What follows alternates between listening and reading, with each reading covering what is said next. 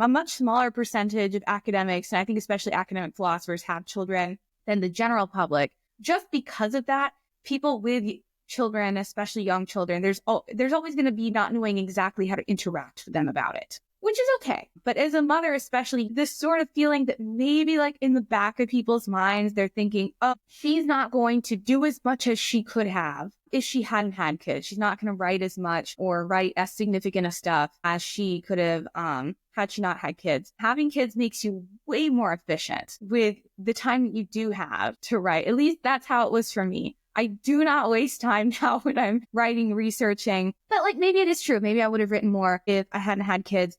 But, well, one, that's true of a lot of life experiences. If you hadn't done X, Y, Z, maybe you would have written more.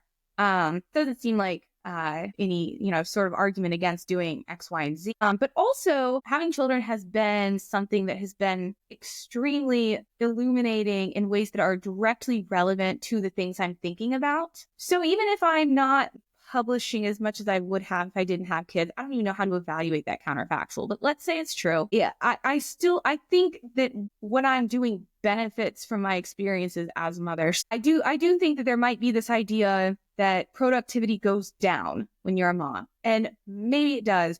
And maybe there's this sort of like worry that this is going to like negatively impact your job prospects or your tenure prospects.